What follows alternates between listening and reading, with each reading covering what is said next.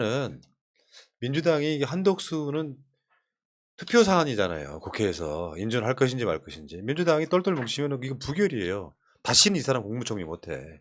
괜히 김현장에 있을 거라는 생각이 들 수밖에 없는 건데 일단 여론 한번 볼게요. 목요일날 나오는 MBS 여론조사. 한덕수에 대한 여론이 이렇습니다. 총리 인선 잘못했다 45, 잘했다 33, 모르겠다 나머지는. 그 여론조사라고 하면요.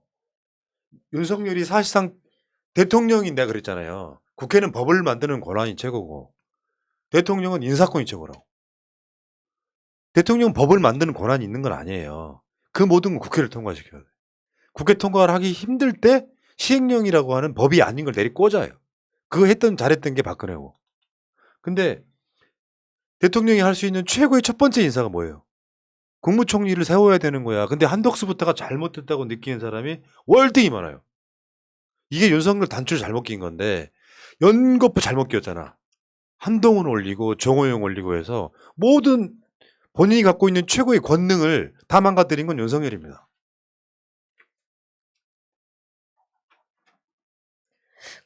지금 한덕수 총리에 대해서 민주당이 반대하고 이런 반대 여론이 높은 거에 대해서 윤석열이 경로했다고 하는데, 이게 협치의 산물이었다. 협치의 고심 끝에 내린 인물이 한덕수였다. 너네 왜 반대하냐라는 식으로 경로를 했다고 하는데, 우리는 그 누구도 한덕수를 민주 인사라거나 민주 진보 진영적이 있다고 생각하지 않습니다. 경로. 그놈의 경로는. 그러니까 얘가 문재인 대통령하고 노무현 김대중을 갈라치기라는 선거운동을 했어요. 자기는 노무현 대통령은 존경하고 김대중 대통령 존경한다 해서 전라도나 일부 친노층한테 지지를 받고 문재인 대통령하고 갈라치기를 했다고. 그게 선거운동 전략이었단 말이에요. 그러니까 노무현 대통령 때 총리였던 사람을 올리면 통과시켜줄 줄 알았는데 이건 굉장히 정치를 모르는 사람의 정치적 언어잖아요. 왜? 그때랑 지금의 상황이 달라진 게 뭐가 있어요? 노무현 대통령의 총리로서 물러나서 어디로 기어갔어요? 김현장이잖아요. 이 과정이 생겼으면 그 사이에 한덕수가 했던 그 과거의 경력들은 필요 없는 거예요? 말도 안 되는 게 이상한 게 나왔잖아. 그러니까 그냥 간단히 말해서 총리를 하던 자가 일반 로펌에 들어가는 것 자체가 사실상 이건 비윤리적인 거라고. 근데 윤석열 입장에서 한덕수를 낙마시키지 못하는 것은 거의 유일하게 한덕수는 지금 개인적 친분이 없단 말이에요. 웬만한 친구들 40년지기, 30년지기 다 이런 애들 다 꽂았는데 한덕수는 친분 이야기하는 게 아니라 협치나 고심했다 이렇게 이야기를 하는 게 이거는 명백히 이권 개입에 의해서 한 명 꽂아준 거. 그러니까 김현장 몫으로 총리 크게 하나 띄워준 거 아니냐라는 의심이 강력하게 들 수밖에 없는 겁니다. 이거는 윤석열 힘으로 낙마를 시키고 말고 할 결정을 할 수 있는 윤석열에게는 권한이 없다고 생각합니다. 그러니까 왜 이런 거 있어. 보통 총리쯤 되면은 지금 김부겸 총리가요.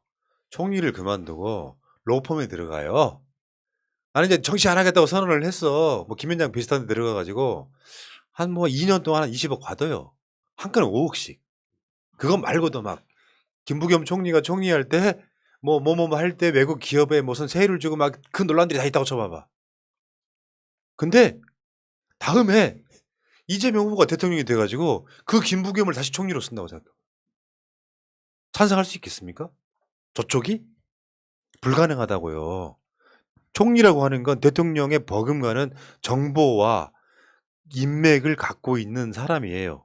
수도 없이 많은 권한의 조정자야. 그 사람을 로펌 가가지고 말도 안 되는 짓거리를 하는데 그 사람을 흔쾌히 인준시켜줄 수 있겠냐고요. 민주당이 쥘 수 있는 최고의 카드예요. 이건 법으로 정해진 거니까. 부결시키면 한덕수 날아가는 거예요. 그러니까 이걸 인준하지도 않고 안 하지도 않으면서 시간을 어느 정도 끌면서 다른 딜용으로 써먹을 수밖에 없는 최고의 카드인 거긴 한데 한동훈 날리면 나는 한덕수 인준시켜줘도 된다고 생각해. 한동훈 날리면. 저 가능하다고 봐요. 네. 저도요. 네. 굳이.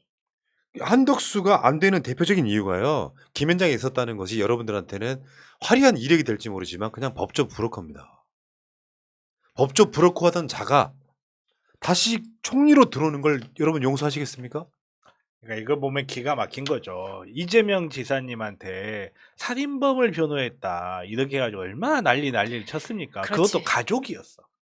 어찌 됐건 간에 좀 많이 아픈 분이었던 것 같아요. 그 가족을 살인범이라는 이유로 하지만 살인범을 변호했으니까 대통령 자격이 없다고 그 난리를 치는 자들이 이거는 국익이에요. 옥시가 사람을 죽인 건 아니다라고 말할 수 있을 수 있는데 그것 때문에 대한민국 국민들이 어찌된 영문인지 모르고 수만 명이 피해를 받고 그중에 수천 명이 죽었어요. 그리고 대한민국의 국부가 5조 원 이상이 유출될 수 있는 사건에 연계된 사람이었고 대한민국의 역사의 가장 중요한 사건 중에 하나인 한일 관계에 대해서 부적절한 이해관계를 펼친 사람이에요. 아니 펼친 집단에 들어간 사람이에요. 그 뒤에 다 자세한 설명이 있기 음. 때문에. 네. 하실래요? 자료 보여드릴 테니까. 아닙니다. 참도록 하겠습니다. 그러니까 이게 김앤장 법률사무소라고 하는 곳이 여러분들 보기에 되게 우리나라에서 엄청나게 큰 곳이다라고 착각하기 쉬운데 큰 게 중요한 게 아니에요. 이자들이 김앤장에서 어렵고 약한 사람들을 위한 변호를 했다는 소리를 들어본 적 있습니까? 쉽게 표현하면 아까 약탈적이라는 표현 썼었잖아요. 저널도. 학술. 약탈적 법률사무소의 법률 브로커였다고. 완전 개사기업이란 말이에요. 정확히 말하면 매국노에 가깝단 말이에요. 실제로 우리나라 로펌 중에 한번 하나씩 정리 한번 해봅시다. 김앤장이 대리한 사건들 저번에 한번 알려드렸었죠.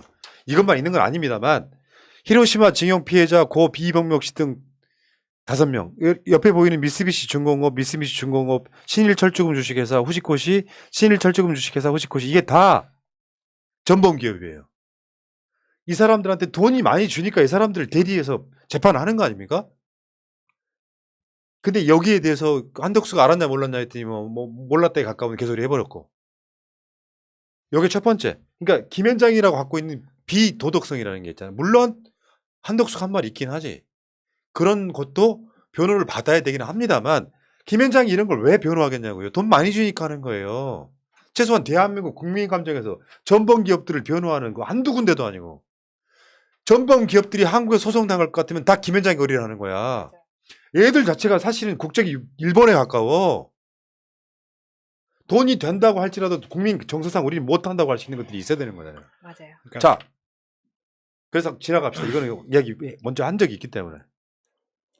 한국 로펌 중에 사실 정확히 말하면 로펌도 아니라며. 그냥 변호사 사무실이라며.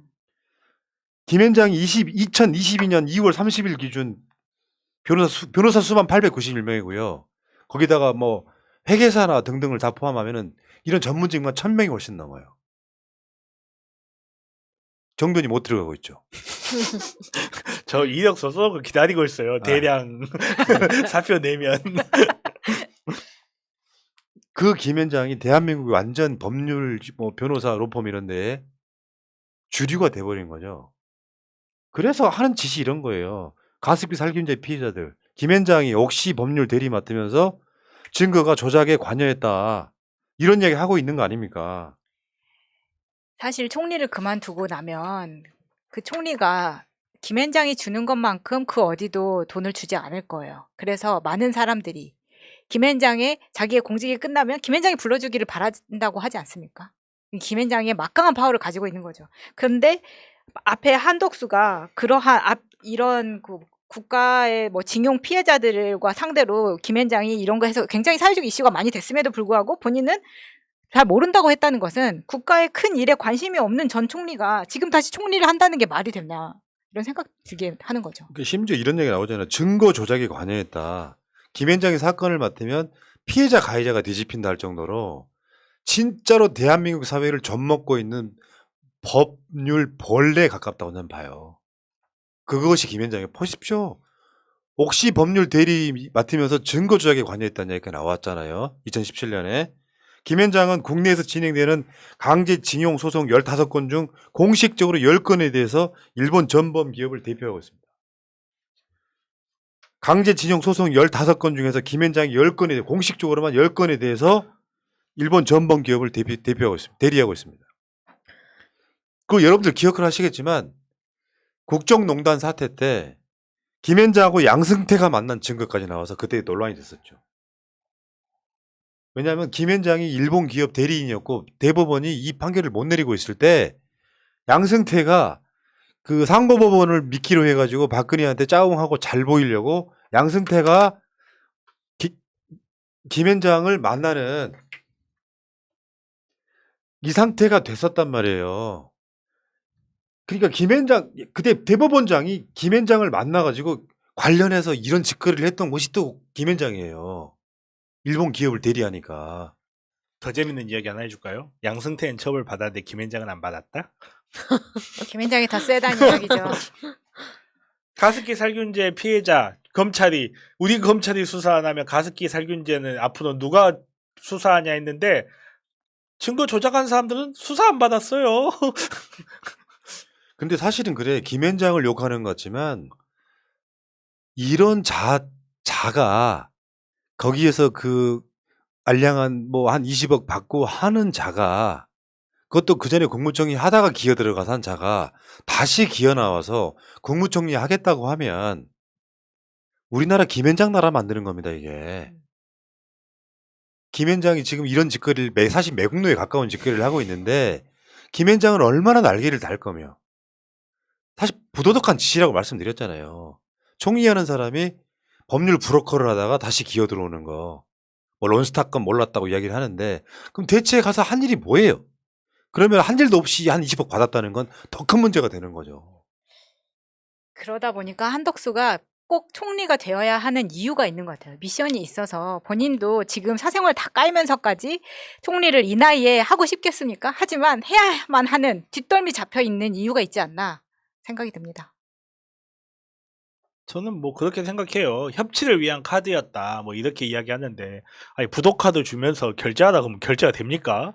제대로 된 카드를 주고 결제하다 그래야지. 그리고 저는 개인적으로 이게 윤석열 입장에서 한덕수는 관심이 없을 것 같아요. 왜? 총리는 그냥 책임만 짓게 하는 자리로 만들어버리면 되거든요.